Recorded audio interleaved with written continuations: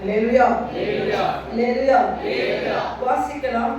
ரோமருக்கு எழுதின நிருபம் 12வது அதிகாரம் 12வது வசனத்தை வாசிக்கலாம். நம்பிக்கையிலே சந்தோஷமாய் இருங்கள். நம்பிக்கையிலே சந்தோஷமாய் இருங்கள். அல்லேலூயா. நம்பிக்கையிலே சந்தோஷமாய் இருங்கள். உபத்திரவத்திலே பொறுமையாய் இருங்கள். ஜெபத்திலே உறுதியாய் தரித்திருங்கள். அல்லேலூயா. பவுலடிகளார் சொல்லக்கூடிய ஒரு அற்புதமான ஒரு வார்த்தை. அல்லேலூயா. நம்பிக்கையில எப்படி இருக்க வேண்டுமா? சந்தோஷமா இருக்க வேண்டுமா? மகிழ்ச்சியா இருக்கணும். நம்புறதுல எப்படி இருக்கணுமா? ஏனோ தானோ என்று அல்ல. அல்லேலூயா. இன்னைக்கு இந்த நம்பிக்கையில எப்படி சந்தோஷமா இருக்கிறத குறித்து தான் நான் பேச போறேன். நிறைய பேர் ஆண்டவராகிய இயேசு கிறிஸ்துவை நம்புகிறார்கள். அல்லேலூயா, அல்லேலூயா. சத்தமா சொல்லுங்க. அல்லேலூயா. ஆனா 10ஓட சேர்த்து 11 நம்புறாங்க. அல்லேலூயா. அப்படி அல்ல. அல்லேலூயா. அவர் செய்தா நம்புவோம் அப்படின்னு சொல்றாங்க. இல்ல, இங்க பவுலடிகளார் சொல்லுகிறார், நம்பிக்கையிலே நீ சந்தோஷமா இரு, உபத்திரவத்திலே பொறுமையாயிரு, ஜெபத்திலே என்ன பண்ணு, உறுதியாய் தரித்திரு என்று சொல்லி. அல்லேலூயா. இன்னைக்கு ஒரு குடும்பத்தை இன்னைக்கு உங்களோடு கூட நமக்கு தெரிந்த ஒரு குடும்பம் தான். ஆனால் தேவனை நாம் நம்புகிறதிலே, நாம் விசுவாசிக்கிறதுல எந்த அளவுக்கு உறுதியா இருக்க வேண்டும் என்று சொல்லி அந்த குடும்பத்தார் நமக்கு கற்றுக் கொடுக்க வல்லமையுள்ளவர்களாக இருக்கிறார்கள். அல்லேலூயா. இந்த குடும்பத்தார் தேவனை நம்புகிற விஷயத்தை நீங்க யோசிச்சு பார்த்தீங்கன்னா ஆச்சரியமா இருக்கும். தேவனை நம்புங்க. ஆண்டவர் சொல்லுகிறார், தம்மை நம்புகிறவர்களை அவர் அறிந்திருக்கிறார். அவர்களை நோக்கி தேவனை நம்புகிறவர்களை ஒரு நாள் அவர் வெட்கப்படவே விட மாட்டார். அல்லேலூயா. நீங்க நினைக்கிற பிசாசு சொல்லுகிற எந்த ஒரு கண்ணிலையும் நீங்க போய் மாட்ட போறதே கிடையாது. காரணம் என்ன தெரியுமா? நீங்க தேவனை நம்புகிறீங்க. அல்லேலூயா. வசனம் சொல்லுகிறது, மனிதர்களை நம்புவதை விட கர்த்தர் மேல் பற்றுதலா இருப்பதே நம்ம கர்த்தரை நம்ப வேண்டும், மனிதர்களை அல்ல. அல்லேலூயா. இன்னைக்கு இந்த உலகம் டாக்டர்ஸை நம்புது. அல்லேலூயா, அல்லேலூயா. ஆமா, மருத்துவர்களை நம்புறாங்க. என்ன நம்பிக்கை? அப்படிதானா? மருத்துவம் ஒண்ணு சொல்லிடக்கூடாது. உங்களுக்கு ஒரு மாதிரி இந்த மாதிரி இருக்கேன்னு சொன்னா அதை நம்பி முழு குடும்பமே கொலாப்ஸ் ஆயிடும். வெறும் தலைவலியா தான் இருக்கும். ஆனா எதுக்கும் ஒரு சிடி ஸ்கேன் எடுத்து பார்த்தோம்னு சொல்லிட்டு நம்ம உடஞ்சு போயிடுவோம். மருத்துவரை நம்புறோம். இல்லையா? இந்த உலகத்துல யாரையெல்லாம் நம்ப கூடாது. அதுக்காக நான் மருத்துவரை நம்ப வேண்டாம்னு சொல்லல. மருத்துவர்கள் சொல்லுகிற ஆலோசனை எடுத்துக்கொள்ளுகிறது நல்லது. பட் ஆனா முழுமையா என்ன பண்றது? யாரை நம்புகிறது? ஆண்டவர் சொல்லுகிறார், பவுல் சொல்லுகிறார், கர்த்தரை நம்புங்கப்பா. அல்லேலூயா.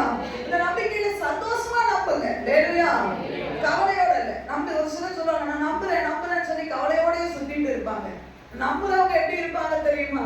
வசனம் போட்டுக்கிறது, அண்ணால் அதுக்கப்புறம் துக்கமாக இல்லையா? அல்லேலூயா. வேதத்திலே அண்ணால் என்ற ஒரு பெண் இருந்தாங்க. அவங்களுக்கு குழந்தை இல்லை. அல்லேலூயா.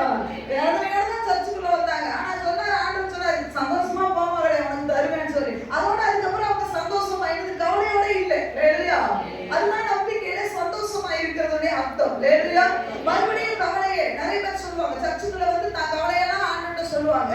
மறுபடியும் அதே கவலையை வெளியே தூக்கிட்டே போயிடுவாங்க. அல்லேலூயா. இறக்கி வச்சுட்டா அது திருப்பி தூக்குறது வேற, புடுங்குறது வேற. இல்லையா?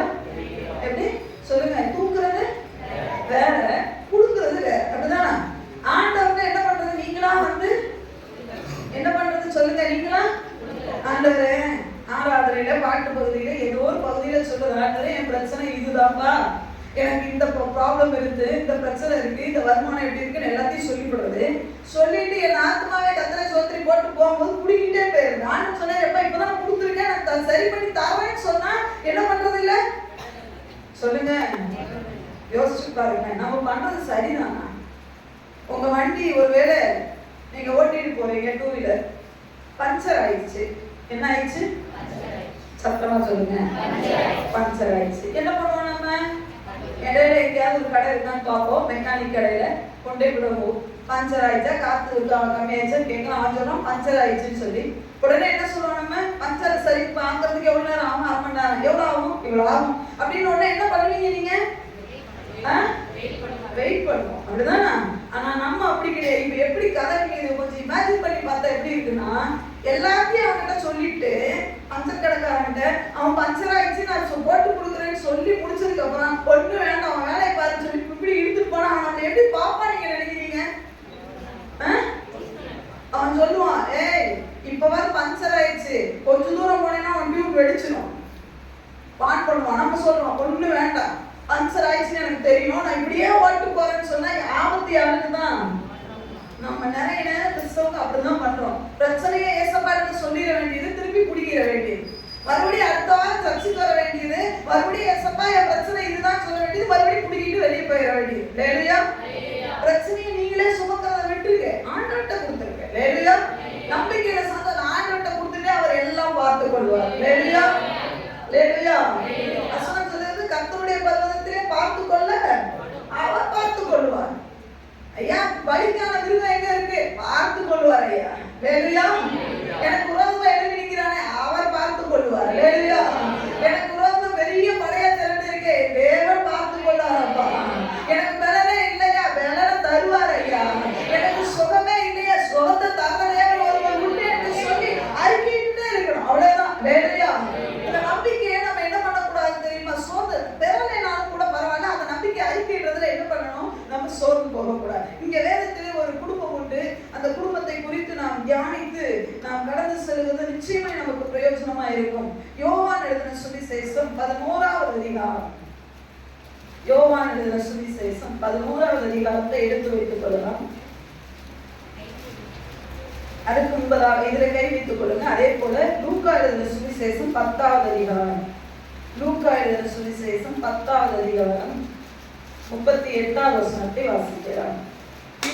பின்பு அவர்கள் பிரயாணமாய் போகையில் அவர் ஒரு கிராமத்தில் பிரவேசித்தார். அவர் சொன்னா இயேசு கிறிஸ்துவும் அவருடைய சீஷர்களும் பிரயாணமாய் போகையில் அவர் ஒரு கிராமத்தில் பிரவேசித்தார். அங்கே மார்த்தாள் என்னும் பெயர் கொண்ட ஒரு ஸ்திரீ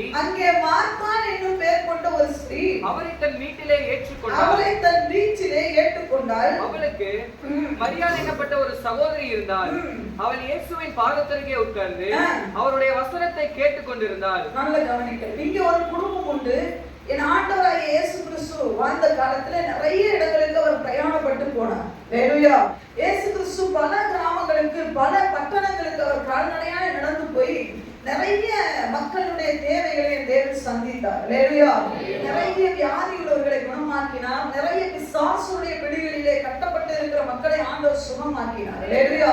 அப்படி ஒரு கிராமத்துக்கு போகும் பொழுது இங்கே ஒரு குடும்பத்தை பார்க்கிறார். அங்கே குடும்பத்திலே தாய் தகப்பனிலே 3 பேர் இருக்கிறாங்க. 2 சகோதரி, ஒரு சகோதரன். ஹல்லேலூயா. மார்த்தாள், மரியாள், லாசரு என்ற ஒரு குடும்பம், அற்புதமான ஒரு குடும்பம். இந்த குடும்பம் பார்த்தீங்கன்னு சொன்னா ஆண்டவராகிய இயேசு கிறிஸ்துவை தன்னுடைய வீட்டிலே ஏற்றுக்கொண்டார். ஹல்லேலூயா. ஹல்லேலூயா. முதல் காரியம் என்ன அப்படின்னு சொன்னா நம்பிக்கையில எப்படி சந்தோஷமா இருக்கணும்னு காட்டுறதுக்கு இந்த குடும்பம் சொல்லுது. முதல்ல அவரை ஏற்றுக்கொள்ளுங்க. ஹல்லேலூயா. முதல்ல உங்க உள்ளத்துல அவரை ஏற்றுக்கொள்ளுங்க. அவர் சர்வ வல்லமையுள்ள தேவன் என்பதை நீங்க முதல்ல நம்பணும். ஹல்லேலூயா. அவர் என்னுடைய வாழ்க்கையில மாற்றத்தை கொண்டு வர முடியும் என்பதை நீங்க நம்பணும். ஹல்லேலூயா. இது வேற யாராலையும் முடியாது. ஏதோ வெளியிடத்துல போய் அதை செய்யறாங்க மந்திரம் அதெல்லாம் ஒண்ணும் கிடையாது. உங்க நம்பிக்கை உங்களை விடுதலை ஆகும். ஹல்லேலூயா. முதல்ல இந்த குடும்பம் பாருங்க, இயேசுவை பார்த்த உடனே என்ன நினைச்சாங்கன்னு தெரியல. தன் வீட்டிலே அவரை என்ன பண்ணாங்கன்னா அவரை ஏற்றுக்கொண்டார்கள் என்று சொல்லி போடப்பட்டிருக்கிறது. ஹல்லேலூயா. கவனிக்கணும். ஒரே நம்பிக்கை, ஒரே பிடிவாதமா இந்த தேவனை நீங்க பற்றி பிடித்துக் கொள்ளணும். ஹல்லேலூயா. என்ன வந்தாலும் என்னுடைய வாழ்க்கையில ஒருவேளை என்னுடைய வாழ்க்கையில பல போராட்டங்களை இவர்கள் தாண்டி வந்திருக்கலாம்.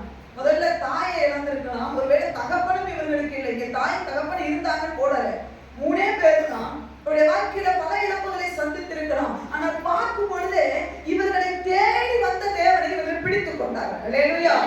இன்னைக்கு நம்ம இந்த இங்க உட்கார்ந்து இருக்கிற யாரும் சொல்ல முடியாது நான் இயேசுவை தேடி வந்தா, யாரும் சொல்ல மாட்டாங்க இயேசுதான் என்ன தேடி வந்தார்.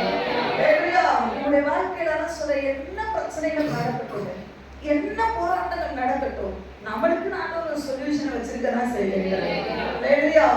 இங்க போடப்பட்டு இருக்கிறது முதல்ல நம்முடைய வாழ்க்கையில அவரை ஏற்றுக்கொள்ள வேண்டும். ஹல்லேலூயா. மார்த்தாள் தன்னுடைய வீட்டிலே, மரியாள் தன்னுடைய 3 பேருக்கு ஒரு ஒருவனா இருந்தது. என்ன தெரியுமா?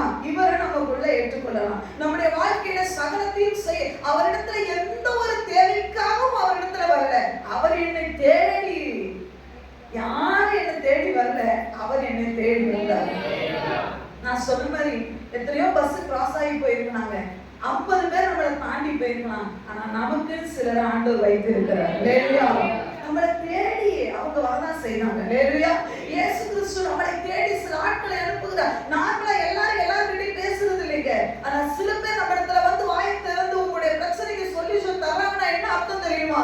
என் இயேசு இன்றைக்கும் ஜீவிக்கிறவராய் இருக்கிறார். அவர் உங்களை நேசிக்கிறார்.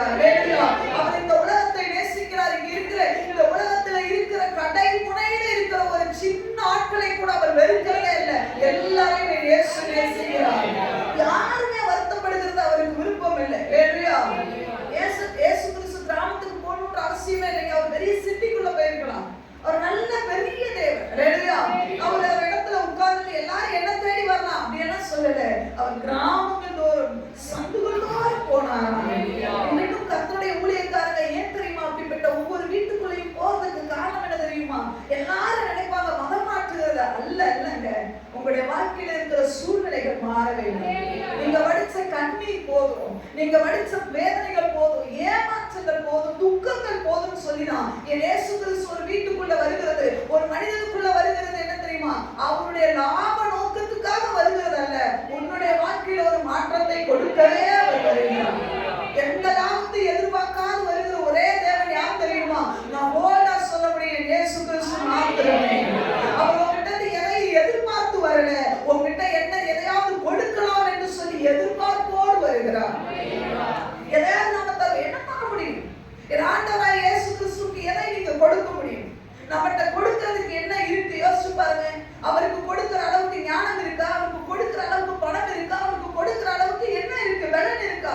எல்லாமே போனதுக்கு அப்புறம் தானே ஆண்டவர் நம்மளை தேடி வரும்போது இங்க மார்த்தாலும் மரியாதை ஆசிரியர் சொல்றாங்க, எந்த ஒரு எதிர்பார்ப்பு வேண்டாம், நம்முடைய வாழ்க்கையில அவரை ஏற்றுக்கொள்ளலாம் என்று சொல்லி. ஒண்ணு அப்படின்னா என்ன அர்த்தம் தெரியுமா? இயேசுவே என் உள்ளத்துக்குள்ள நீங்க வாங்க ஆண்டவரே. எல்லா நேரமும் இதை கேட்கலாங்க ஆசையா, இயேசுவே நான் உங்களை நேசிக்கிறேன் ஆண்டவரே. ஒவ்வொரு நாள் காலையில எழுந்திரிச்சு சொல்லுங்க, ஆண்டவரே என் உள்ளத்துக்குள்ள நீங்க வாங்க ஆண்டவரே, என் வேலையில நீங்க வாங்க ஆண்டவரே, என் குடும்பத்துல நீங்க வாங்க ஆண்டவரே, என் பிள்ளைகளுடைய படிப்புல நீங்க வாங்க ஆண்டவரே, என் கூட இருந்து நடத்த உங்களை அழைக்கிறோம். ஒன்ஸ் உங்க வீட்டு கதவை தட்டுறாரா, அவர் வெளியே விடவே விடாதீங்க. தேவையா? ஒன்ஸ் உங்களை தேடி வந்த தேவன் அதான் ஆண்டவர் சொல்றார். சமாரியா பெண் வீட்டு ஆண்டவர் சொன்னது என்ன தெரியுமா? உங்ககிட்ட வந்து நிக்கிறது யாருன்னு தெரிஞ்சிருந்தா நீயே வந்திருப்ப. யாருன்னே தெரியாம இன்னைக்கு இயேசு ஆராதிச்சுட்டு இருக்கிறாங்க. என் தேவன் சர்வ வல்லமை உள்ள தேவன். இப்பொழுது ஆண்டவர் வந்த உடனே பார்த்தீங்கன்னு சொன்னா இவங்க வாழ்க்கை இப்படி போயிட்டு இருக்கு. இப்பொழுது பார்க்கலாம், நான் யோவான் எழுதின சுவிசேஷம் 11வது அதிகாரம் இதற்கு ஏற்றுக்கொண்டார்கள். இப்பொழுது நடக்கிறது என்ன? 11வது அதிகாரம் யோவான் எழுதின சுவிசேஷம் 11வது அதிகாரம் பக்கம் 143வது பக்கம். பக்கம் 143 11வது அதிகாரம் 1வது வசனத்தை வாசிக்கலாம். மரியாளும் அவள் சகோதரியாகிய மார்த்தாலும் இருந்த பெத்தானியா கிராமத்தில் உள்ளவனாகிய லாசர் என்னும் ஒருவன் வியாதிப்பட்டிருந்தான். கர்த்தருக்கு பரிமள தைலம் பூசி தன் தலைமயிரால் அவருடைய பாதங்களை துடைத்தவள் அந்த மரியாளே. அவருடைய சகோதரனாகிய லாசரு வியாதியா இருந்தான். நல்ல கவனிக்கணும். இப்பொழுது ஆண்டவரை அவர்கள் ஏற்றுக்கொண்டார்கள். இப்பொழுது பாத்தீங்கன்னு சொன்னா அவங்க வீட்டுல 3 பேர் சொன்ன லாசரு வியாதியா இருந்துட்டார். வியாதிப்பட்டு இருந்தார். இப்பொழுது ஆண்டவருக்கு நியூஸ் சொல்லப்பட்டது. ஆனா இதுக்கு முன்னாடி ஒரு சிறு விஷயங்களை நாம் என்ன பண்ணணும், நம்முடைய உள்ளத்துல பதித்துக் கொள்ள வேண்டும். என்ன காரியம் என்று சொல்லி பாத்தீங்கன்னா 5வது வசனத்தை வாசிக்கலாம். இயேசு மார்த்தாளிடத்திலும் அவருடைய சகோதரியிடத்திலும் லாசருவினிடத்திலும் அன்பாய் இருந்தார். முதல்ல உள்ளத்துல பதிச்சு கொள்ள வேண்டிய ஒரு விஷயம் என்னன்னா, என் இயேசு என்னை நேசிக்கிறார். ஏன் அந்த வசனம் சம்பந்தமே இல்லாம போடப்பட்டிருக்கிறது? இயேசு மார்த்தாளிடத்திலும் மரியாளிடத்திலும் லாசருவிடத்திலும் அன்பாய் இருந்தார். உலகத்துல யார் நம்மளை நேசிக்கலைனாலும் பரவாயில்ல. இந்த உலகத்துல அடிக்கடி சொல்லுவேன், என்ன சொல்லுவேன்னா, இந்த உலகத்துல இருக்கிற மனுஷனும் மதிப்பு கொடுக்கறது எதுக்கு தெரியுமா? நாம போட்டுருக்க நகைக்கும் நம்ம போற காருக்கும் தான் மதிப்பு. நீங்க கார்ல போனீங்கன்னா பத்திரிக்கை உங்க வீட்டுக்கு தேடி வரும், கல்யாண பத்திரிக்கை. நீங்க வண்டியில போனீங்கன்னா பத்திரிக்கை வைக்கிறது நமக்கு இல்லை, நம்ம காருக்கும் நம்ம போட்டிருந்த நகைக்கும் நம்ம வண்டிக்கும் தான். நீங்க நகையும் இல்லாம காரும் இல்லாம வண்டியும் இல்லாம ஒண்ணும் இல்லாம இருக்கும்போது உங்க வீட்டுக்கு பத்திரிக்கையே என்ன தெரியுமா சொல்றாங்க? இவ்வளவு செலவு பண்ணி போய் அவன் வீட்டுக்கு பத்திரிக்கை கொடுக்கறது, அவன் என்னத்த வந்து 100 ரூபாய் வைக்கிறது வேண்டாம், அந்த உலகம் அப்படி போயிடும். அதான் சொல்றேன், யார் உலக அன்புக்கு பின்னாடி போய் எல்லாம் ஏமாந்தவன் தான் இந்த உலகத்தில் நிறைய பேர் இருக்கான். வாலிப பிள்ளைகிட்ட கேளுங்க, அவன் சொல்லுவான், உலகம் அன்பெல்லாம் சுத்தி பார்த்துட்டு வந்துட்டேன், ஆனா ஒண்ணும் கிடையாது. எல்லாமே காணல் நீர். ஆனா இங்க போட்டிருக்கு, இயேசு உன்னிடத்திலே அன்பா இருக்கிறார். மனசுல எழுதி வச்சுக்கோங்க, எவ்வளவு பெரிய சூழ்நிலை வந்தாலும் நீங்க சொல்ல வேண்டும், என் இயேசு என்னை நேசிக்கிறார். என் வாழ்க்கையில என்ன பிரச்சனை வரட்டும், என் இயேசு என் மேல அன்பா இருக்கிறார், என் குடும்பத்தை என் தேவன் நேசிக்கிறார். இது நம்ம பிசாசான தெரியும். நிறைய நேரத்துல என்ன தெரியுமா சொல்லுவான், அவன் ஒரு மாய்மானமான காரியத்தை சொல்லிடுவான், ஏசப்பா உன்னை நேசிக்கல, ஏசப்பா உன்னை பிடிக்கல. நீங்க சொல்ல வாயை திறந்து சத்தமா சொல்லுங்க. அந்த சூழ்நிலை வரும்போதெல்லாம் நீங்க சொல்லுங்க, இயேசு கிறிஸ்து என்னை நேசிக்கிறார். நிறைய நேரம் நீங்க கிறிஸ்தவங்க ஞானஸ்நானம் எடுத்தோன்னு என்ன தெரியுமா, இயேசு உன்னை நேசிக்கிறான்னு மத்தவங்களுக்கு சொல்றாங்க. ஆனா நான் இன்னைக்கு ஆவியானவர் சொல்றாரு, உங்களுக்கு நீங்களே சொல்லிக்கோங்க, இயேசு என்னை நேசிக்கிறார். இயேசு என் மேல அன்பா இருக்கிறார்.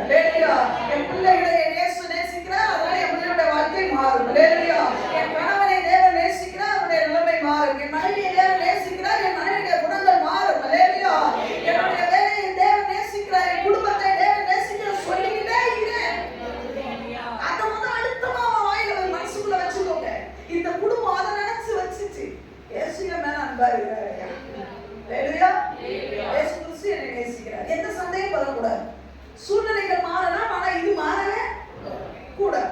ஹalleluya. சூழ்நிலைகள் என்னவா மாறட்டும், இது மாறவே இயேசு என்னை நேசிக்கிறார். ஹalleluya.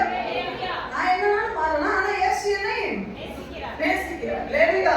என் உலகில் எந்த சூழ்நிலை எப்படினாலும் மாறலாம், ஆனா இயேசு என்னை சுத்தி இருக்கிற மனிதர்கள் எப்படினாலும் மாறலாம், ஆனா இயேசு உங்களை நேசிக்கிறார். ஹalleluya. ஏன் தெரியுமா? அவருடைய நேசத்துல குறையே இல்லைங்க. ஒரு சில மனிதர்கள் பாத்தீங்கன்னா 100% அன்பா இருப்பாங்க. நான் போக போக கழுதை தேய்ச்சி கட்டமா மாறின கதையை காமிச்சிடும். ஆனா என் இயேசு கிறிஸ்து அப்படி வச்ச அன்பு என்ன தெரியுமா? இன்க்ரீஸ் ஆகுமே ஒழிய அது குறையாது. கூடும். உங்க மேல வச்ச அன்பு கூடிக்கிட்டே இருக்குமே ஒழிய குறையவே குறையாது. ஹalleluya. ஹalleluya. இயேசுவுடைய அன்பை வர்ணிக்க வார்த்தைகளே இல்லையா? ஹalleluya. ஆண்டவர் சும்மா நான் சொல்லல. இயேசு ரொம்ப உங்களை நேசிக்கிறார். ஹalleluya.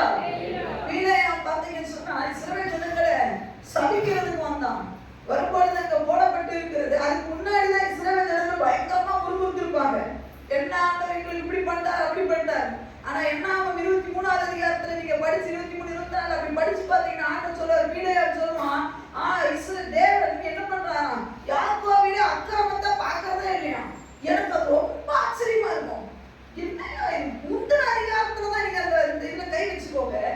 இதுல கை வச்சு என்ன ஆகும் என்று சொல்லி 23வது அதிகாரத்தை எடுங்க பார்க்கலாம். 20வது வசனத்துல இருந்து வாசிக்கலாம். 23, 20. இதோ ஆசீர்வதிக்க கட்டளை பெற்றேன். ஆசீர்வதிக்க கட்டளை பெற்றேன். அவர் ஆசீர்வதிக்கிறார். அதை நான் திருப்ப கூடாது. அதை என்னால திருப்ப முடியாது. நல்ல எந்த மந்திரவாதி திருப்ப மாட்டான். பக்கத்துல இருக்கவங்க கையை பிடிச்சு சொல்லுங்க, இயேசு கிறிஸ்து உங்களை ஆசீர்வதிச்சாருனா, நல்ல போட்டா சொல்லுங்க, இயேசு கிறிஸ்து உங்களை ஆசீர்வதிச்சாருனா எந்த மந்திரவாதி திருப்ப முடியாது. அவன் எவ்வளவு பெரிய கொம்பனா இருந்தாலும் உங்களை அழிக்க முடியாது. ஏன்னா இயேசப்பா உங்களை ஆசீர்வதிக்கிறாரு. யார் தடுக்க முடியும்? நீங்க நம்புறீங்களான்னு கேட்டுக்கோங்க. என்ன சொல்ற, நம்புறாங்களாமா? ஆமா, வெரி குட். இப்ப சொல்றாரு பாருங்க, திருப்ப கூடாது. 21வது வசனத்துல அவர் யாக்கோபிலே அக்கிரமத்தை காண்கிறதும் இல்லை. அவர் யாக்கோபிலே அக்கிரமத்தை காண்கிறதும் இல்லை. இஸ்ரவேலிலே குற்றம் பார்க்கிறதும் இல்லை. இஸ்ரவேலிலே குற்றம் பார்க்கிறதும் இல்லை. என்ன முந்தின அதிகாரத்துல என்ன நடக்கும் வாசிக்கலாம் பாருங்க. இந்த முந்தின அதிகாரத்துல பாத்தீங்கன்னு சொன்னா 20வது அதிகாரத்துல 1வது வசனத்துல இருந்து வாசிக்கலாம். இஸ்ரவேல் புத்திரரின் சபையார் எல்லாரும் 1ஆம் மாதத்தில் சீன் வனாந்தரத்திலே சேர்ந்து ஜனங்கள் காதேசிலே தங்கி இருக்கையில் மிரியாம் மரணம் அடைந்து அங்கே அடக்கம் பண்ணப்பட்டாள். ஜனங்களுக்கு தண்ணீர் இல்லாதிருந்தது. அப்பொழுது அவர்கள் மோசேக்கும் ஆரோனுக்கும் விரோதமாக கூட்டம் கூடினார்கள். ஜனங்கள் மோசேயோட வாக்குவாதம் பண்ணி எங்கள் சகோதரர் கர்த்தருடைய சந்நிதியில் மாண்டபோது நாங்களும் மாண்டு போயிருந்தால் நலமாய் இருக்கும். செத்தா பரவாயில்லைன்னு சொன்ன ஜனங்கள்ட்ட ஆண்டவர் 23 அதிகாரத்துல சொல்றாரு, ஆண்டவர் யாக்கோபில அக்கிரமத்தை என்னையா. அப்ப ஆண்டோட நேசம் எவ்வளவு பெருசு பாத்தீங்கன்னா, நம்ம என்ன சொல்லிப்பட்டேன், நேத்து நீ பண்ண ரோலா எல்லாம் நான் பார்த்துட்டு தாண்டா இருக்கேன், மனுஷனாடா நீ இந்த மாதிரி காரியத்தை பண்ணிட்டே நம்ம சொல்லுவோம். ஆனா இங்க ஆண்டவர் சொல்ற 7 பலிபீடத்தை கட்டி 7 காளைய பலி செலுத்தி பிள்ளையாம் சபிக்கலாம் வந்து நிக்கிறாரு, செய்வன பண்ணலாமே. ஆனா பிள்ளையாம் வாயிலிருந்து வருது, யாக்கோபில அவர் அக்கிரமத்தை. அப்படின்னா என்ன தெரியுமா, கண்டு காணாத என் பிள்ளை தப்பு செஞ்சது உண்மைதாங்க, அதுக்கான அடிக்க மாட்டேன்டா, அதுக்குள்ள உன் கையில கொடுத்துட்டு வேடிக்கை பார்க்க மாட்டேன். அதோட அர்த்தம் அதுதான். வேலையா அவன் தப்பு பண்ணா நான் அடிச்சுக்கிறேன். வேலையா அடிப்பேன் என் பிள்ளைக்கு, நான் தந்து தருவேன். ஆனா உன்கிட்ட கொடுப்பேன்னு என்ன பண்ணாத, என் தேவன் உங்களை அவ்வளவாக நேசிக்கிறார். குழம்பாதீங்க போட்டு, ஐயோ இந்த பிரச்சனை இதனால வந்திருக்குமோ, ஆண்டவர் என்ன கைவிட்டனால வந்திருக்குமா, எப்படிங்க வரும்? உங்க பிள்ளைய நீங்க கைவிடுவீங்களா? உங்க பிள்ளைய கொண்டு போய் கிணத்துல தள்ளி விட்டுட்டு வேடிக்கை பார்ப்பீங்களா? வேடிக்கை பார்க்க போறது இல்லை. ஆனா ஆண்டவர் சொல்ற புதிய ஏற்பாட்டுல ஆண்டவர் சொல்லுகிறார், ஒரு தகப்பனுக்கிற பிள்ளை அப்பம் கேட்கும் போது நீ கல்லை தூக்கி கொடுப்பியா, மீனை கேட்டா பாம்பை தூக்கி கொடுப்பியா? பொல்லாதவனாகி நீயே உன் பிள்ளைக்கு நல்லதை கொடுக்கணும்னு நினைக்கும் போது பரமபிதா நான் உனக்கு பரமபிதா உன்னை உருவாக்கி தாயின் கர்ப்பத்துல உன்னை உருவாக்கி ஐயா சின்ன வயசுல நம்மளை தேடி அவர் வந்தார். நாமளும் ஆண்டவரை விட்டு ஒதுங்கி போனாலும் நம்மளை மறுபடியும் தேடி வந்து நமக்கு இருக்கிற பிரச்சனைகளிலே போராட்டங்களிலே நம்மளை அழிய விடாதபடிக்கு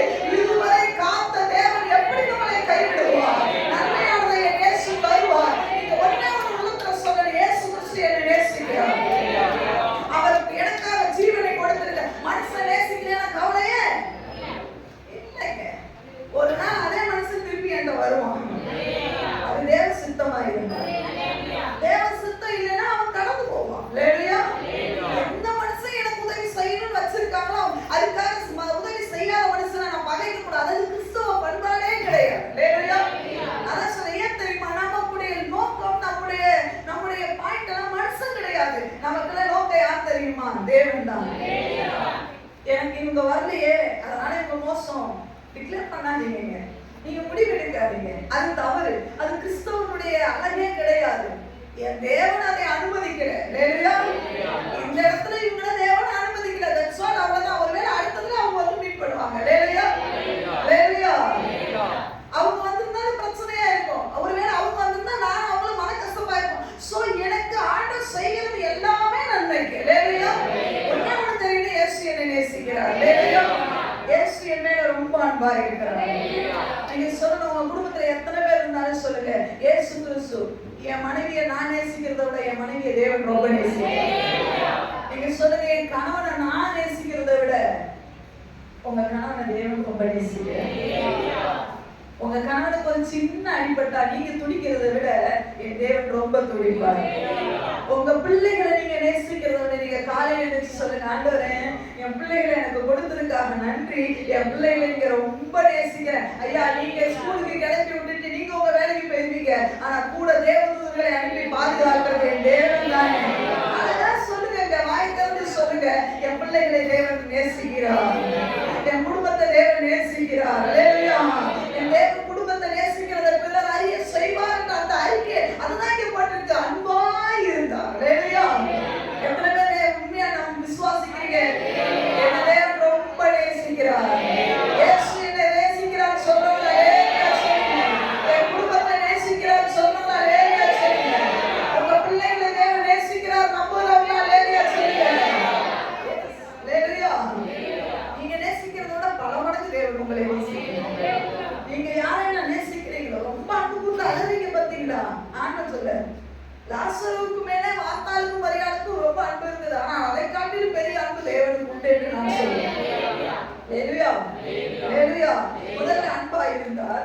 இரண்டாவது என்னவா அதுல போட்டுருக்கு, நாம செய்ய வேண்டியது அதுல அண்டர்லைன் பண்ணிக்கோங்க. அன்பா ஆறாம் வசனத்திலே போட்டிருக்கு, அவன் வியாதியா இருக்கிறதாக அவர் கேள்விப்பட்ட போது தான் இருந்த இடத்திலே பின்னும் 2 நாள் தங்கினார். ஹalleluya. இப்பொழுது லாசரு வியாதியா இருக்கிறார்.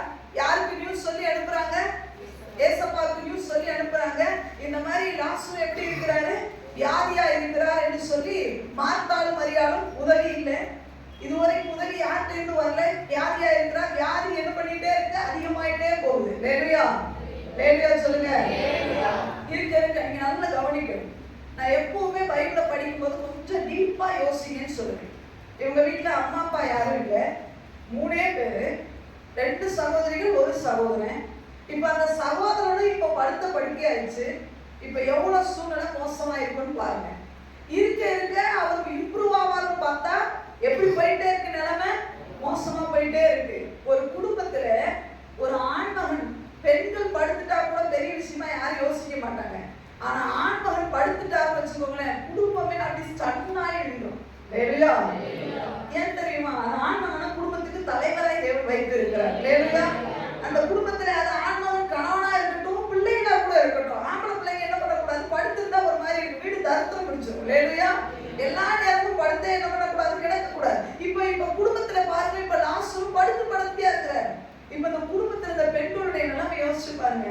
என்னப்பா இது வாழ்க்கையில இப்படி ஒரு சூழ்நிலை, அம்மா அப்பாவும் போயாச்சு, நம்ம வாழ்க்கையில இப்ப நமக்கு ஒரே ஒரு இதுவா இருந்தது, அவனும் இப்ப படுத்த படுக்கையா இருக்கிறானேன்னு அவங்க நினைச்சாரு. அவங்களுக்கு ஒரு மைண்ட் ஒண்ணு வந்தது, இயேசு என்ன நேசிக்கிறார் தானே, இயேசு கிறிஸ்து லாசுவை நேசிக்கிறார் தானே, அதனால அவர்கிட்ட ஒரு செய்தி சொல்லலாமே. இப்ப இயேசு கிறிஸ்து வேற ஒரு இடத்துல இருக்கிறார். இப்பொழுது செய்தி சொன்னா இங்க போட்டிருக்கு, அவர்கிட்ட செய்தி போய் சேர்த்துச்சான்னு கேட்டா வந்து சொல்றாங்க, நாங்க அவர்கிட்ட சொல்லிட்டோம். ஹalleluya.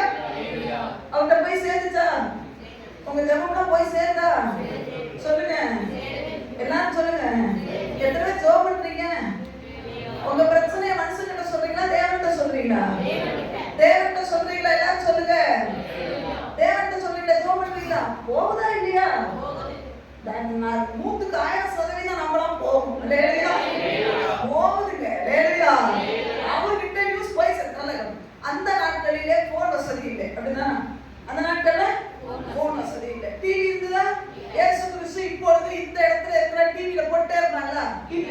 போன் வசதியில அவர் எப்படி ஆண்டவரை கண்டுபிடிச்சாங்க? எப்படி கண்டுபிடிச்சாங்க? எப்படி நியூஸ் கொண்டு போய் சொன்னாங்க? நீங்க சொல்லுங்க. இயேசு கிறிஸ்து ஒரு இடத்துல இருந்தாரா? அவர் வந்து இப்பொழுது தாவீது வந்து எருசலேம்ல இருந்து என்னது ஆட்சி செய்யறார். அதே மாதிரி இயேசு கிறிஸ்து யூதாயாவில மட்டும் இருந்து ஊழியம் செஞ்சாரா? கடைசி காலத்துல சியோன் திருச்சபை நிச்சிபாளையத்துல இருக்கு. அதே மாதிரி இயேசு கிறிஸ்து ஒரு எல்லையை வச்சு அங்க ஊழியம் செஞ்சாரா? இல்ல. அவர் பார்த்தா கப்பர்நகூம்ல இருப்பாரு, அப்புறம் கலிலேயாவுக்கு போவாரு, அப்புறம் யோர்தானுக்கு போவாரு, இப்படி போயிட்டு எப்படி இவரை கண்டுபிடிச்சாங்க? எப்படி லாசரு யாரையா இருக்காங்க நியூஸ் போச்சுங்க.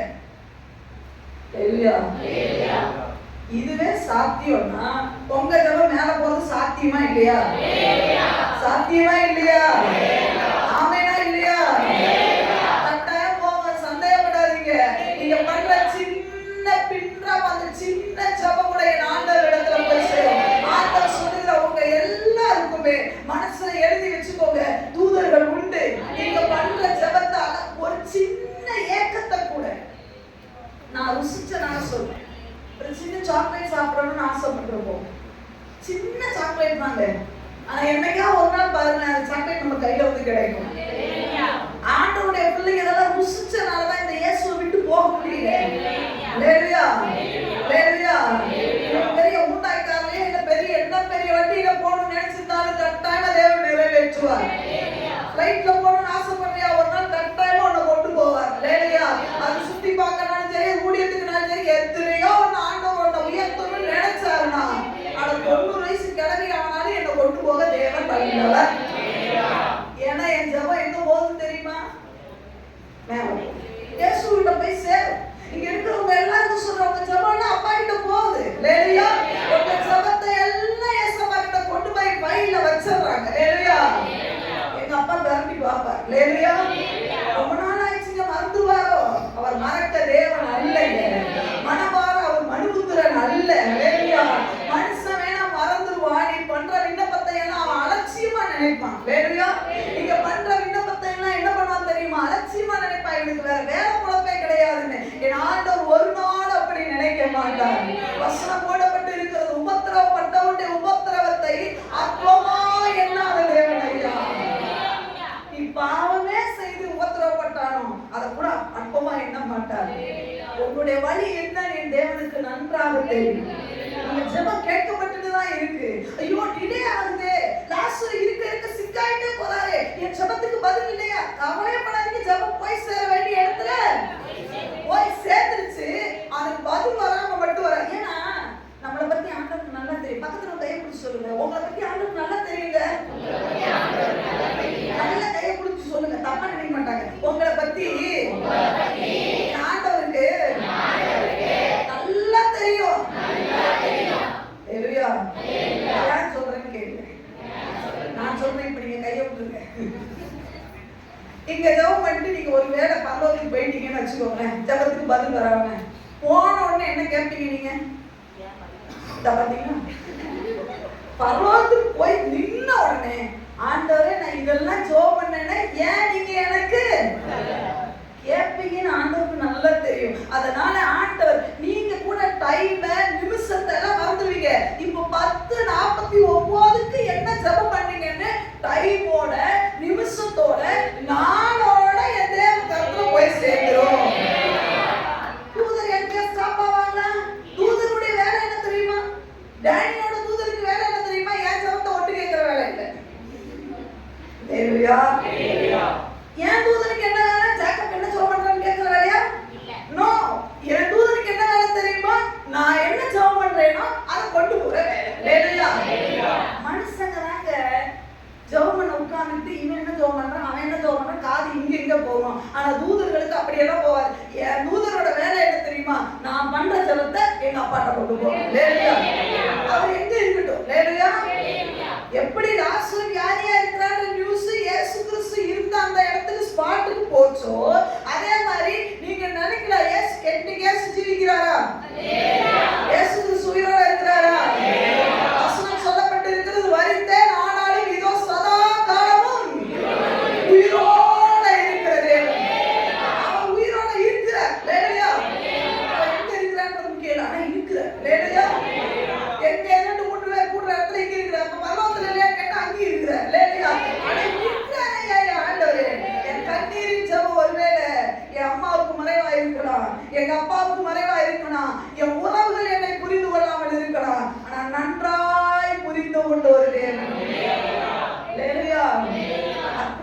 ஒரு பாடல் உண்டு. தாய் போல தேற்றி தந்தை போல ஆட்சி தோள் மீது சுமந்திடும் என் இயேசையா. தாய் போல தேற்றி தந்தை போல ஆட்சி தோள் மீது சுமந்திடும் என் இயேசையா. உம்மை போல புரிந்து கொள்ள யாரும் இல்லையே. உம்மை போல அரவணைக்க யாரும் இல்லையே. உம்மை போல புரிந்து கொள்ள யாரும் இல்லையே. உம்மை போல அரவணைக்க யாரும் இல்லையே. நீர் போதும் என் வாழ்விலே இயேசையா. நீர் போதும் என் வாழ்விலே. நீர் போதும் என் வாழ்விலே இயேசையா. நீர் போதும் என் வாழ்விலே. நம்மளை புரிந்து கொள்ற நல்ல தேவன். யாரும் நம்மளை புரிஞ்சு கொள்ளல. நம்மளோட வேதனைய, என்னோட ஃபீலிங்ஸ், என்னோட சூழ்நிலையை யாருக்கும் புரிஞ்சு கொள்ள முடியாது. ஏன்னா அவன் ஓட்டத்துல ஓடிட்டு இருக்கான். நீ மனுஷனை பார்த்தா கவலைப்பட்டு அதே இடத்துல உட்கார்ந்துடணும். நீ ஆண்டவரை பார்த்தா ஆண்டவரை ஏற்ற நேரத்துல புரிஞ்சு கொள்றவன் புரிஞ்சு கொள்வான், நடக்கிறவன் நடப்பான். ஆனா நான் உங்களை நம்பி இருக்கிறேன். என் ஜெபத்தை கேட்கிற ஒரு நல்ல தேவனை எடுக்கணும். உங்க சின்ன அதான் சொல்றேன். நீங்க முழங்கால் போட்டு பண்ற ஜெபம் மட்டும் இல்ல. நீங்க வழி நடந்து போகும்போது வேலைக்கு அறக்க பறக்க கிளம்பி பேக மாட்டிட்டு பஸ் ஏறி போகும்போது யாருக்கு என்னடா இப்படி ஒரு வாழ்க்கை, இப்படி ஒரு வாழ்க்கை நான் வாழ்றேன் வேதனையோட கண்ணு தேம்பி நின்று அது டிராப் கீழே விழுறதுக்கு அப்படி துடிச்சிட்டு நிற்கும் பாத்தியா. இந்த சத்தோட என் தேவன் கேட்பாரு. ஏன் உங்க லட்ச கோடிக்கணக்கான நபர்களுக்கு நடுவுல நீ நடந்து போனாலும் உன் மேல நீ வடிக்கிற கண்ணீரை அப்படி சூப்பரா கொண்டு போகிற ஒரு தேவன் உண்டு. அவர் சமூகத்துக்கு உன் விண்ணப்பெல்லாம் போயிட்டே தான் இருக்கு. ஹல்லேலூயா. அவர் நல்லவர். ஹல்லேலூயா. முதல்ல அவர் உன் மேல என்ன நேசிக்கிறார் நீங்க நம்பணும். ரெண்டாவது என் ஜெபத்தை எல்லாம் அவர் கேட்கிறார். ஹல்லேலூயா. என் ஜெபம் அவர்கிட்ட போயிடுச்சு. ஹல்லேலூயா. ஹல்லேலூயா. இந்த உலகத்துல இருக்கிற எல்லாரும் நம்ம விண்ணப்பத்தை நிராகரிக்கிறோம். ஆனா நிராகரிக்காத ஒரு தேவன் உண்டு என்று சொன்னாலே இயேசு நாமத்தில். சூழ்நிலை யாருக்கு புரியாம இருக்கலாம். உன் சூழ்நிலை மனசுக்குள்ள கண்ணீர் வெடிக்கிறது யாருக்கு தெரியாம இருக்கிற நீங்க யாரு நம்மள வேதனைய வேண்டாம் யாருக்கு தெரிய வேண்டாம் நீங்க நினைக்கலாம். உள்ளுக்குள்ள புழுகுகிறத பார்க்கிற ஒரு நல்ல தேவனை இயேசு. மேல போயிட்டே தான் இருக்கு. உள்ளுக்குள்ள வடிக்கிற வேதனை கூட மேல போயிட்டே தான் இருக்கு. அவரை பார்த்துட்டே தான் இருக்கிறாரு. உங்க பேர் போட்டு மறுபடியும் சொல்றேன், இந்த நாள் எழுதி உன் பேரை போட்டு இந்த நிமிஷத்துல நீ வடிச்ச கண்ணீர் ஒரு டிராப்பும் எந்த இடத்துலயாவது எந்த கணவன் எந்த மனைவியா சொல்லிருக்க உன் கண்ணீர் எல்லாம் தூத்தி வச்சிருக்கேன்னு யார் சொல்ல முடியும்? எத்தனை லிட்டர் கண்ணீர் வச்சிருப்பீங்கன்னு எத்தனை பேருக்கு தெரியும்? நீங்க இந்த வயசு வரைக்கும் எத்தனை லிட்டர் கண்ணீர் வச்சிருக்கீங்க உங்களுக்கு தெரியுமா? பிரதர் சிஸ்டர் சொல்லுங்க, யாருக்கா தெரியுமா? நான் இத்தனை லிட்டர் கண்ணீர் வடிச்சிருப்பேன் யாருக்கா தெரியுமா? ஆனா சொல்ல உன் கண்ணீர் எல்லாம் துருத்தியில வச்சிருக்கிறேன். அப்படின்னா என்ன அர்த்தம் தெரியுமா? எதுக்கா கண்ணீர் வடிச்சேன்னு எனக்கு தெரியும். எதுக்கா நீ வேதனைப்பட்டேன்னு எனக்கு தெரியும். அதை நான் ஒரு நாள் என்ன பண்ணுவேன் தெரியுமா? ஆனந்த கண்ணீராய் மாற்றக்கூடிய தேவன். ஆமா, கண்ணீரை போச்சு அங்க போட்டிருக்கு. கேள்விப்பட்டால் பின் பாராவசனத்துல இயேசு அவன் வியாதியா இருக்கிறது கேள்விப்பட்ட போது பின்னும் என்ன பண்ணாராம்? இருந்த இடத்துல 2 நாள் என்ன பண்ணிட்டாராம்? இங்கதான் பிரச்சனையே ஸ்டார்ட். இப்ப எல்லாம் அல்லேலூயா சொன்னீங்க. இயேசுவை நேசிக்கிறார். அல்லேலூயா. என் ஜெபத்தை கேட்கிறார். அல்லேலூயா. கொஞ்சம் தாமதமாகுது. இது நல்லா இல்லையே. இதுக்கு அல்லேலூயா சொல்ல மாட்டேன், ஆமென் சொல்ல மாட்டேன். ஐயா, மூணாவது தெரிஞ்சுக்கணும், என் வாழ்க்கையில அவர் செய்யறதெல்லாம் நம்புகிறான். அல்லேலூயா. லேட்டாவதா சூப்பரா லேட்டஸ்டா கொண்டு வருவார். அல்லேலூயா. லேட்டாவதா நீ ஓடாத, எங்கேயும் பதறி அடிச்சு ஓடாத, அந்த ஸ்பாட்ல நின்றுன்றேன் நானே. இங்க போலாம அங்க போலாம நாம தான் போய் முட்டி மோதித்தானே நிக்கிறோம். எத்தனை பேர் முட்டி மோதி நின்னீங்க? அன்புக்காக ஓடுனீங்க, முட்டிட்டு வந்து நின்னீங்களா இல்லையா? சமாதானத்துக்காக ஓடுனீங்க, முட்டி மோதிட்டு வந்து நின்னோமா? மறுபடியும் ஓடக்கூடாது சொல்றேன். இப்ப பாத்தீங்கன்னா யார் யாருக்கெல்லாம் கேள்விப்பட்டா ஆண்டு பின்னும் வெயிட் பண்ற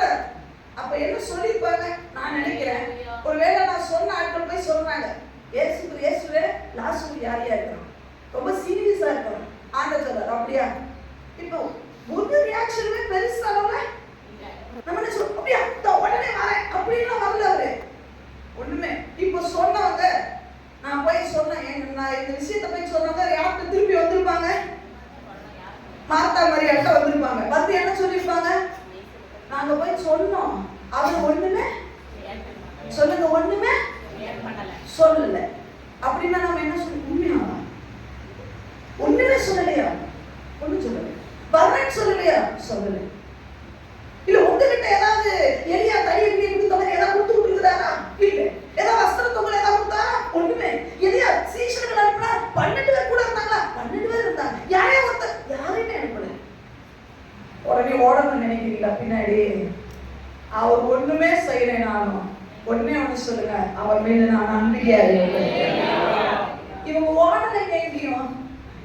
நம்ம என்ன தெரியுமா பிரச்சனையா? என்ன தெரியுமா நமக்கு? நான் ஜெபம் பண்ண ஆண்டவர் கேட்கவே இல்லை. ஹல்லேலூயா. அவர் கேட்பாரு, கேட்ட உடனே பதில் தரணும்ன்ற அவசியமே இத நீங்க தான் சொல்லணும். எப்படி தெரியுமா சொல்லணும்? பிசாசே ஜெபம் பண்ணத உடனே எனக்கு செய்யணும்ன்ற அவசியம் இல்லை. அவர் எப்ப செய்யறாரோ அவர் எனக்கு செய்வார். ஹல்லேலூயா. ஏசப்பாவுடைய இருக்கிற ஒரு பெஸ்டான ஒரு குணம் என்ன தெரியுமா? எப்ப செய்யணுமோ அப்பதான் செய்வார். எடுத்த உடனே ஒரு பிள்ளையை யோசிச்சு பாருங்க. 2 பிள்ளைகளை மனசுல வச்சுக்கோங்க. ஒரு பிள்ளைக்கு கேட்கறது எல்லாத்தையும் அவங்க அப்பா உடனே வாங்கி கொடுத்தா அந்த பிள்ளை கடைசி நாட்கள் என்ன ஆகும் தெரியுமா? தடுதலையா போகும். அதே நேரத்துல ஒரு பிள்ளைக்கு அவங்க அப்பா கேட்கும்போது தரேன்பா, உனக்கு இது தேவையா இல்லையான்னு பார்த்து பார்த்து கொடுக்குறாரு பத்தி அந்த பிள்ளை நாளடைவுல பெரிய ஆளா வளரும். யாரும் உன்னை தடுதலையா போகணும்னு நினைக்கல, உன்னை பெரிய ஆளா மாத்தணும்னு நினைக்கிறேன். அதனால ஏற்ற நேரத்துல தான் தருவாரு. நான் சொன்ன உடனே ஓடி வரணும் இல்ல, அவர் வருவார் ஐயா. இல்லையா? எனக்கு ஆன்சர் கிடைக்கும். ஜெபம் போயிருக்குன்னா ஆன்சர் வரும். இல்லையா? இந்த இடையில உட்கார்ந்து பூந்து ஆண்ட பிசாசுக்கு இடம் கொடுக்க நீ நிறைய விசுவாசி இடம் கொடுத்துறோம். இல்லையா? இயேசு நம்ம மேல அன்பாவே இல்லை. அவருக்கு அவர் ஊழியம் தான் பெருசு. விசுவாசிகள் சில கேள்வி சொல்றதை கேள்விப்பட்டிருக்கேன். இந்த பாஸ்டருக்கு அந்த ஊழியம் அந்த விசுவாசி தான் ரொம்ப இஷ்டம். அவங்க தான் ரொம்ப இஷ்டம். ஐயா பிசாசு நம்ம பக்கத்துல கை சொல்லுவோம். பிசாசு குழப்பம் போல தெரியுது. நல்ல குடிக்க கேளுங்க. பிசாசு குழப்பம் போல தெரியுது. தாமதமான உடனே என்னத்துக்கு சந்தேகம்? அன்பா இருக்கிறாருன்னா ஆமைன்னு சொன்னீங்களா இல்லையா? ஜெபம் போகுதுன்னு உடனே அல்லேலூயா சொன்னீங்களா இல்லையா? தாமதமானா மட்டும் என்னத்துக்கு தேவையில்லாத பேச்சு? வாயை வச்சுட்டு அமைதியா இருக்க முடியாதா? என்ன சொல்றாங்க? முடியலையே, முடியலையே, அன்பாவே இல்லை. நான் சொல்லியிருக்கேன் இவ்வளவு தூரம், ஆண்டவர் வரவே இல்லை. நான் சொல்லியிருக்கேன் பாஸ்டர் வரவே இல்லை. ஐயா ஆண்டவர் அனுமதிக்காம நாங்க வர முடியாது. என் ஆண்டவர் எப்ப திட்ட வச்சாலும் அப்பதான். அப்போ உன் வாழ்க்கையில தேவன் ஒரு ஊழியக்காரன் அனுப்புனீங்க, தேவன் திட்டாருன்னா கொண்டு வருவார். இல்லையா? ஆனா நீ நியூஸ் அடிச்சுட்டு மட்டும் இருக்கணும். இல்லையா? நியூஸ் சொல்லிட்டு மத்தவங்கிட்ட சொல்லக்கூடாது. ஒரு சிலர் சொல்றது மத்தவங்கிட்ட சொல்லிட்டு ஆண்டவர்கிட்ட சொன்ன மாதிரி ஃபீலிங்ஸோட உட்காந்துருக்காரு.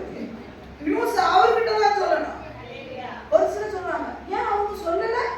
அவங்க சொல்லியிருப்பாங்கன்னு நினைச்சோம். அப்புறம் நீ யார்கிட்ட போய் சொன்ன? நியூஸை போய் யார்கிட்ட சொல்லிடுறது? நல்ல கவனிக்க. இப்ப நல்ல இது ஒரு பெரிய விஷயம். நியூஸை போய் யார்கிட்ட சொல்லிடுறது? பவுலினாட்ட இப்ப எனக்கு ஒரு சிக்குப்பா, எனக்கு ஒரு வியாதி, எனக்கு கையில ஒரு புடச்சல், ஏதோ ஒரு மேல் ஏதோ ஒரு இப்ப நான் சொல்றேன், பவுலினா கையில ஒரே வலி, என்னன்னு தெரியல, தூக்கவே முடியல பவுலினா சொல்லிட்டு சீட்ல பெரிய அமரி முக்கா வரும் சொல்றேன். ஏன் பதிலே வரமாட்டே? ஆண்டு சொல்லி என்கிட்ட சொல்லவே இல்லை. பவுலினா சொல்லியிருப்பான்னு என்ன பண்ண? பாஸ்டர் சொல்லுது. ஏன் அவன் சொல்லல? ரொம்ப க்ளோஸ் ஆச்சு அப்படின்னு நீங்க என்ன நினைக்கிற? பவுலினா அவன் போட்டு தரன்னு நீங்க நினைக்கிறியா? ஏங்க யாருக்குள்ள குத்துன்னு நினைக்கிற? நீ பவுலினாவை என்ன நினைக்கிற? அவ இருக்கிற எல்லா ஊர்க்கதையெல்லாம் என்கிட்ட ஒம்பளுக்கிறவன் நினைக்கிறேன் நீ? சொல்லுங்க. நீ என்ன காரணத்துக்காக நீ பவுலினாட்ட சொன்ன? உனக்கு மேட்ரு ஊழியக்காரன்ட்ட வரணும்னா நீ நேரா யார்கிட்ட தான் வந்திருக்கணும்? இப்போ சொன்னதை அவகிட்ட சொல்லிட்டு உங்ககிட்ட யாருமே சொல்லியா? உங்ககிட்ட யாருமே சொல்லலைன்னா பவுலினா ஒழுக்கமான பிள்ளை எவன்ட்டையும் சொல்ல மாட்டான். நீ என்ன நோக்கத்துக்காக பவுலினாட்ட சொன்ன? சொல்லிட்டு நம்மகிட்ட வந்து பாஸ்டர் வந்து சொல்லு. ஒண்ணுமே சொல்லியா? யாருமே சொல்லியா? நம்ம திருப்பி கேட்கணும், பாய் வரும், கேட்க முடியாது. யார்கிட்ட நீ போய் வச்ச? யார்கிட்ட வத்தி வச்சுட்டு வந்த? இப்ப யார் சொல்லுவாங்க நீ நம்புற? திருப்பி கேட்க முடியுமா? சொல்லுங்க. ஆண்டவரே சொல்றது இல்ல, வந்து சொல்லிருப்பாங்கன்னு நினைச்சேன். நீரா கேட்பீர்னு நினைச்சேன். இல்லையா? ஆண்டவர் சொல்லுவார், நானே கேட்பேன்ல, ஓடி பண்ணிட்டு நான் கேட்கும் போது வந்து வெரி குட். நம்ம சபை விசுவாசிகள் போல வேற யாருக்கு அடிச்சு நான் எப்ப கேட்கிறேன்னா, அப்பா ஒரு சிலவன பிரச்சனையா ஐயா ஊழியக்காரன் வந்து சொல்றது என்னத்துக்கியா கஷ்டம், அவங்க சும்மாவே கிடக்குறானே. இல்லையா? ஊழியக்காரன் ஒழுங்கு என்னத்துக்கு இருக்கிறாங்க, படிக்க விடக்கூடாதுன்றேன். இல்லையா? இல்லையா? நேரம் டைரக்டா போதை நடிச்சிடும். நம்ம நினைக்கிறது அப்படி இல்லை. அவங்க சொல்லியிருப்பாங்க, நான் பேசுனதை அவன் சத்தியமா கேட்டுக்க மாட்டான். அவனே அவன் குடும்ப பிரச்சனையில பித்து பிடிச்சு போய் அடையலாம். அவன் சொல்ல, நான் பேசுனேன் அவன் கேட்டுப்பான். அவன் போய் அவங்க சொல்லியிருப்பான். இன்னும் எதுக்கு கற்பனை பக்கத்துல முடிச்சு கையை சொல்லுவோம். உங்களுக்கு எல்லாம் கற்பனை பண்ற அளவுக்கு பெரிய கெப்பாசிட்டிலாம் இல்ல. ரொம்ப கற்பனை பண்ணாதீங்க. டேரக்டா போற வழியை பாருங்க.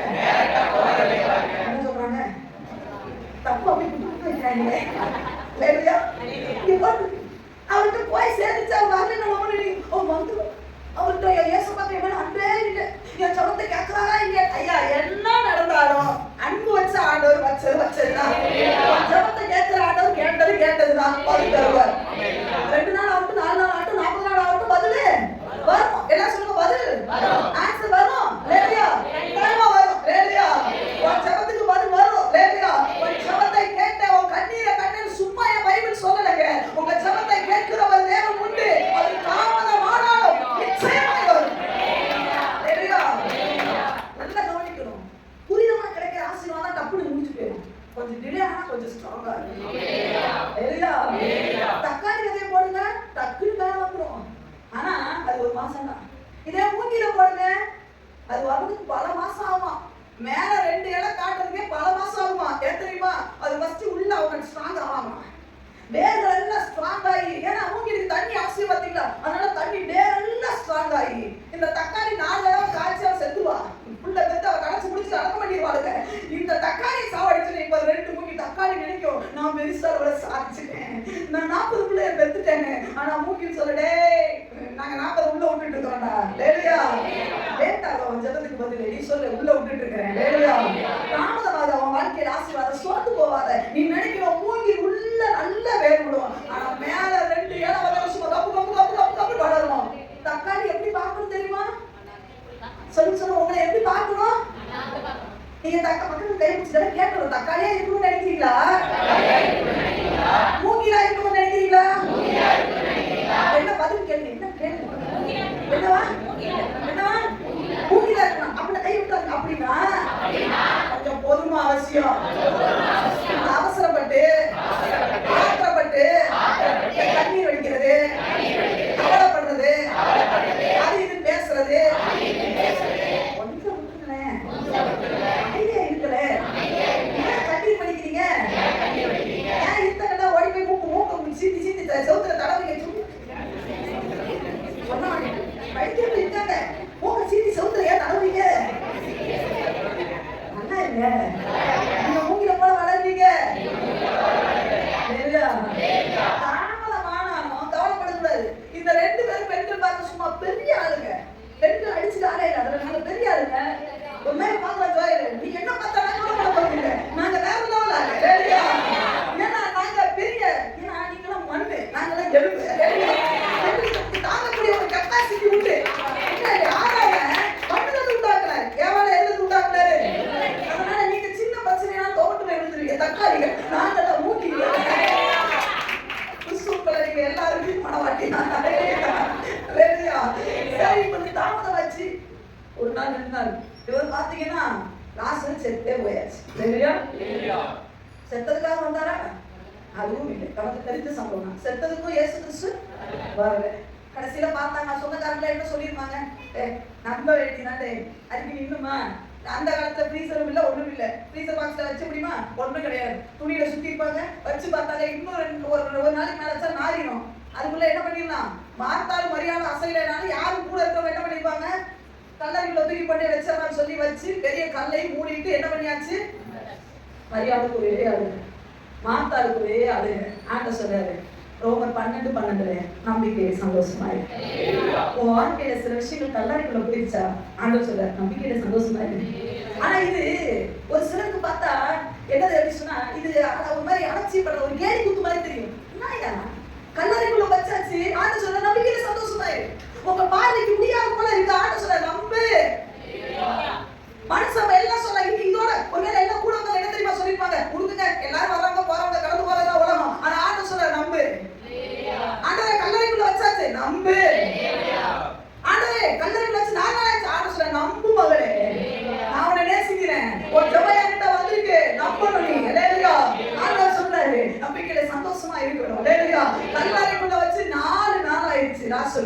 லாசரு இறந்தாச்சு, கல்லறைக்குள்ள வச்சு 4 நாள் ஆகி எல்லாம் மார்த்தாள் மரியாதை உட்கார்ந்து அழுதுட்டு இருக்காங்க.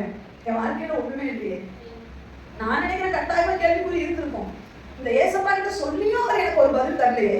அவர் வந்தாலும் வந்திருக்கலாமே, பலவித கேள்விகள் இருந்திருக்கும். ஆனா அந்த 2 லேடிஸ் கிட்ட எனக்கு பிடிச்ச ஒரு பெரிய விஷயம் என்ன தெரியுமா? அந்த அதிகாரத்துல போடப்பட்டு இருக்கு பாத்தீங்க அப்படின்னு சொன்னா, பாத்தீங்கன்னு சொன்னா 11வது அதிகாரத்துல 20வது வசனத்தை வாசிக்கலாம். இயேசு வருகிறார் என்று மார்த்தாள் கேள்விப்பட்டபோது, இயேசு வருகிறார் என்று மார்த்தாள் மார்த்தாள் யார் தெரியுமா? அநேக காரியத்தை குறித்து கவலைப்படுறாரு. நிறைய விஷயத்தை குறித்து கவலைப்படுறாரு. ஆனா கேள்விப்பட்ட உடனே அவருக்கு எதிர்கொண்டு போனாள். அங்கதான் பாயிண்ட். நம்பிக்கையில சந்தோஷமா இருக்கிறவன் எதிர்கொண்டு போவான்.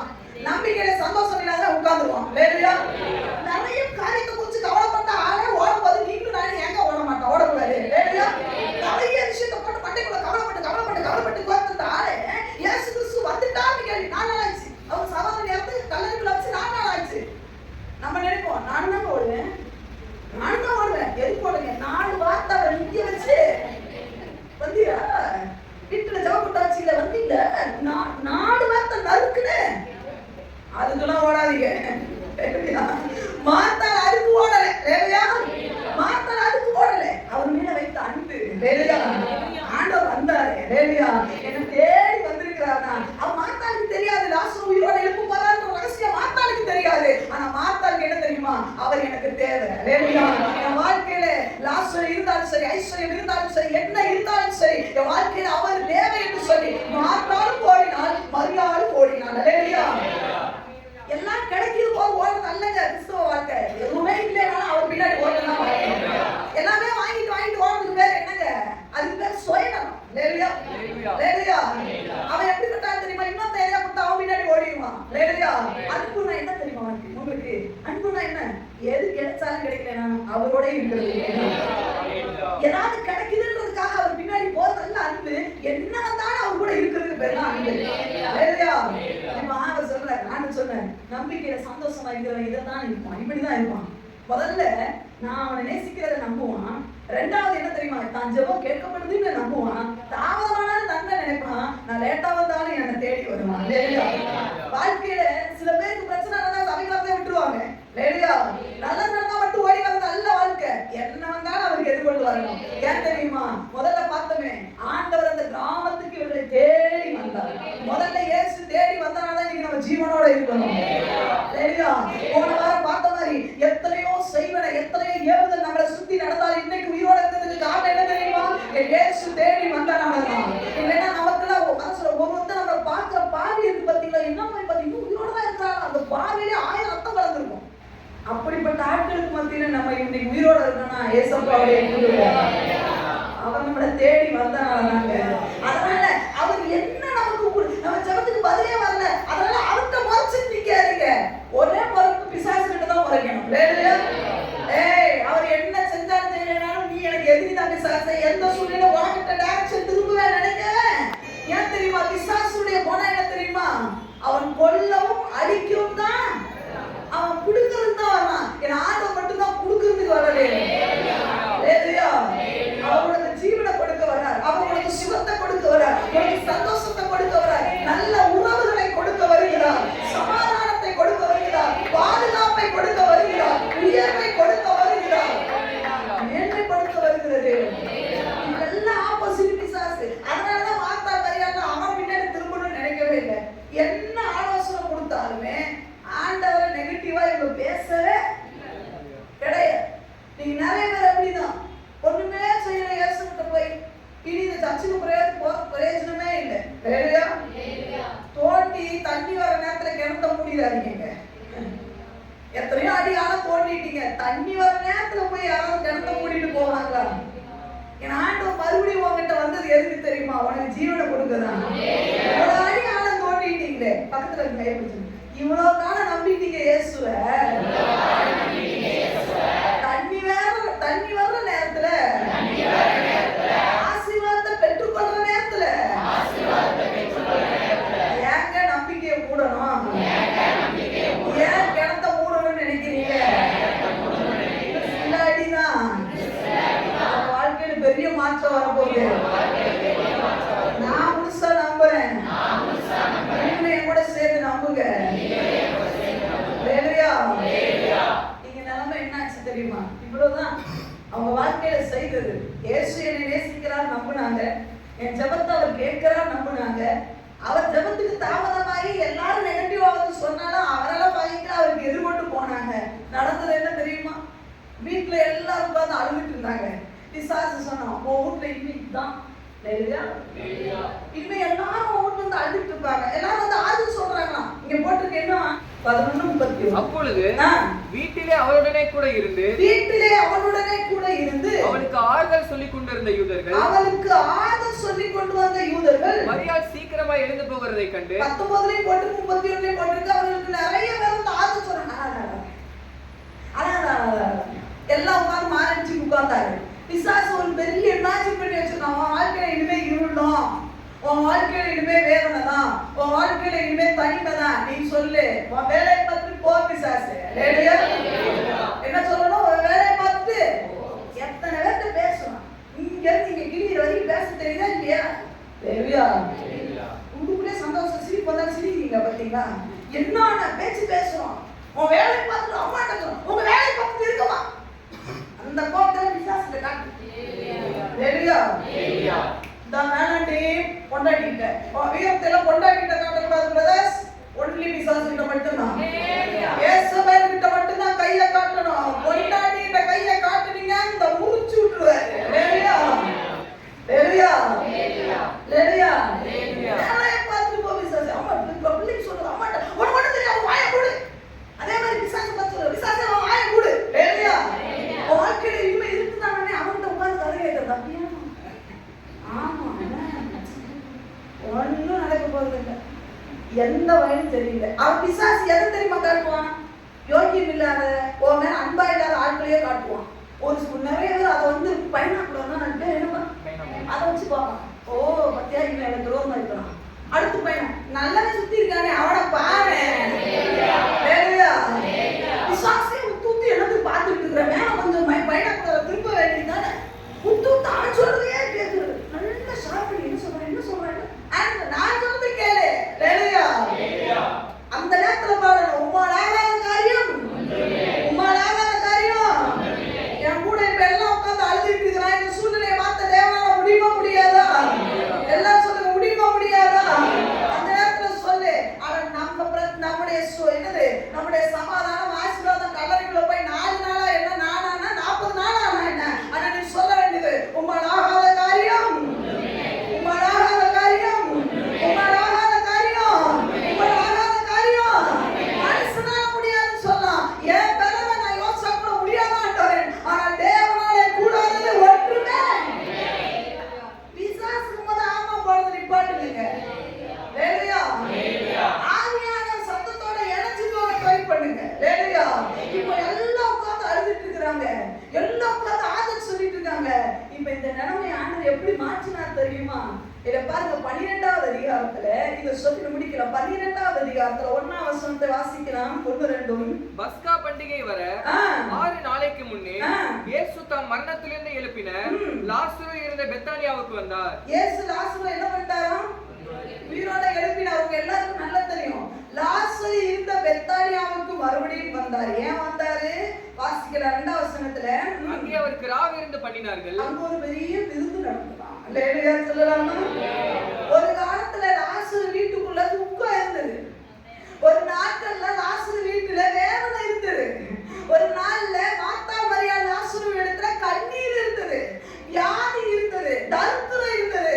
இப்ப என் இயேசு லேட்டா தான் வந்தார் ஐயா. ஆனா இங்க 12வது அதிகாரத்துல போட்டிருக்கு, அதே பெத்தானியாவிலே லாசரு இருந்த வீட்டுல ஒரு பெரிய விருந்து நடந்தது ஐயா. எல்லாரும் பார்த்தாங்க. ஒரு வாழ்க்கையில முடிச்சதுன்னு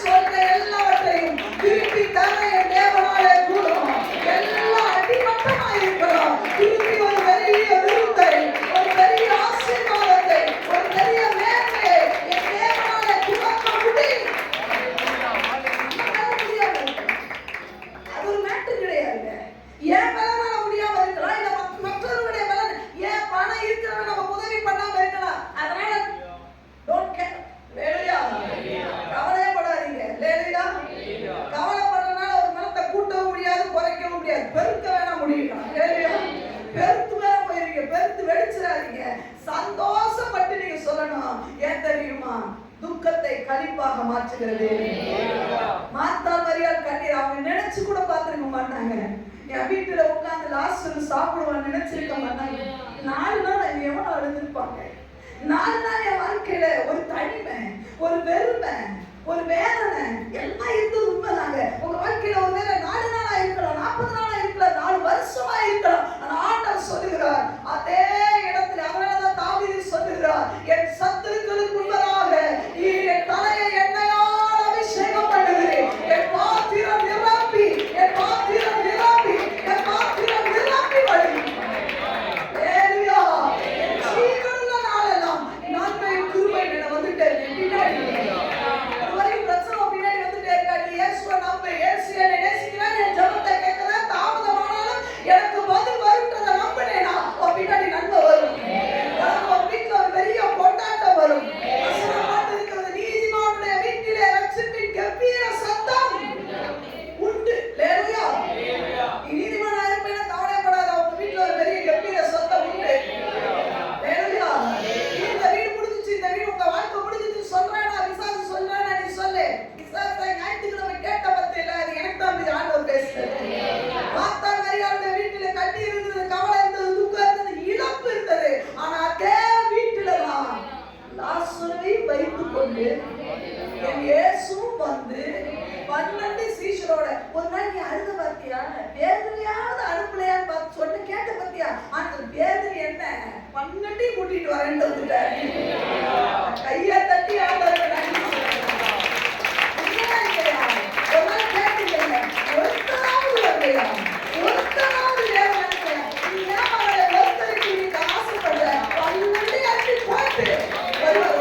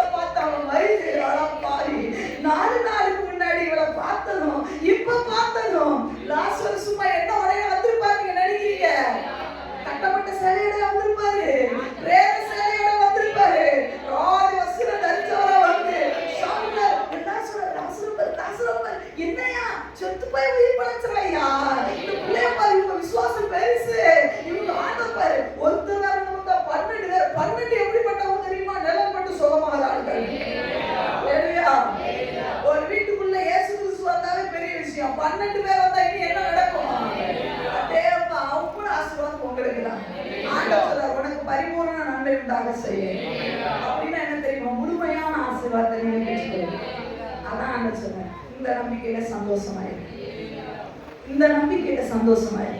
என் வாழ்க்கையில ஒருவேளை ஓகே இப்ப நீங்க அனுபவிக்கிறது கஷ்டத்தா இருக்கலாம், பாடுகளா இருக்கலாம். ஆனா ஒன்னே ஒரு நம்பிக்கையோட வெளியே போங்க.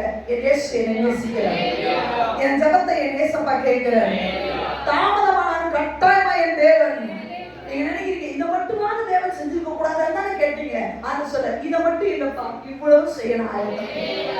நீ கேட்கிற சின்ன டிராப் பிட்டா இதையாவது இதையா ஒரு வார்த்தையாவது ஏசப்பா சொல்லிருக்கலாமே தானே அழுதுங்க. ஆனா சொல்ல செய்யறதல்ல, சொல்றதல்ல, செஞ்சே காட்டுறேன்னு வந்து நீங்க போறாங்க. நீங்க ஒண்ணு சொல்லுங்க, இப்பவும் நான் நினைக்கிறேன் நீங்க என்ன நேசிக்கிறீங்க, என் ஜெபத்தை கேட்கிறீங்க, என் சூழ்நிலையை மாற்றுவீங்க, வல்லவராயிருக்கிறீங்க. நீங்க மாற்றலைனாலும் நான் உங்களை நேசிக்கிறேன். ஆனா ஒண்ணு நிச்சயம் என்ன தெரியுமா, என் வீட்டுல நான் வடிச்ச கண்ணீருக்கு பதில ஒரு பெரிய கொண்டாட்டம் இருக்கு. ஒருவேளை ஒரு சிலர் நீங்க இருக்கிறீங்க, என் வீட்டுல ஜெப கூட்டம் நடத்தணும்னு ரொம்ப ஆசை. ஆனா சூழ்நிலை சரியில்லைன்னு சொல்லி வேதனை பண்றீங்களா?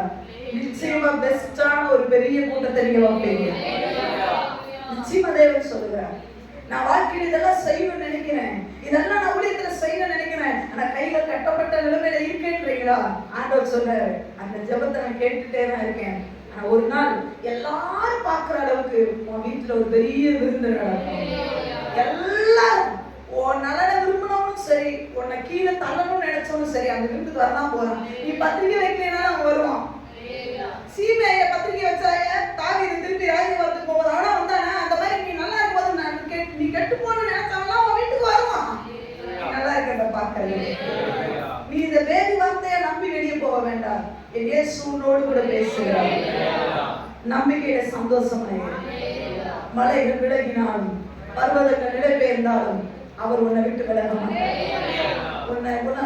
இந்த உலகத்துல எல்லாரையும் காட்டிலும் உங்களை நீங்க நேசிக்கிறத விட என் இயேசப்பா உங்களை ரொம்ப நேசிக்கிறார்.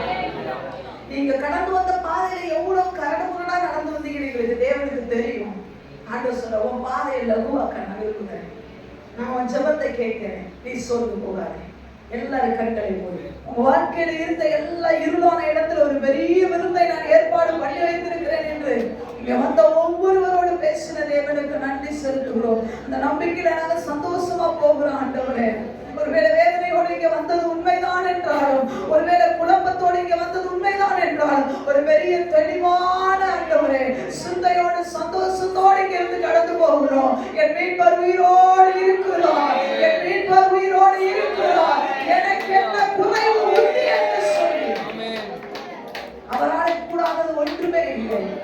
அவர் என் கூட இருக்கிறார், அவரின் வலது பக்கத்தில் இருக்கிறபடியால் அசைக்கப்படுவதில்லை என்ற ஒரு பெரிய நம்பிக்கையோடு நாங்கள் கடந்து செல்கிறோம். தகப்பனே, வந்த ஒவ்வொருவரையும் நீங்க ஆசீர்வதிப்பீராக. ஆண்டவரே, வந்த ஒவ்வொருவரும் அற்புதத்தை பெற்றுக்கொண்டு வரும் நாட்களிலே உங்க சாட்சியா நிற்க போகிற கிருபைக்காக மக்கள் நன்றி. ஆண்டவரே, ஆண்டவரே, நீங்க அப்படி செய்து பெரிய காரியத்தை செய்ய எந்த சூழ்நிலைகளை தடுமாறி விடாதபடிக்கு தாங்குகிற ஏற்றுகிற ஆண்டவரை தப்புவிக்கிற கரத்துல ஒப்பு கொடுக்கிறேன். நீங்க நடத்துங்க, ஆசீர்வதிங்க, பெரிய காரியங்களை செய்யுங்க, வழி நடத்துங்க. இயேசு கிறிஸ்துவின் மூலம் ஜெபம் கேளும் எங்கள் ஜீவனுள்ள அன்பின் நல்ல பரலோக பிதாவே.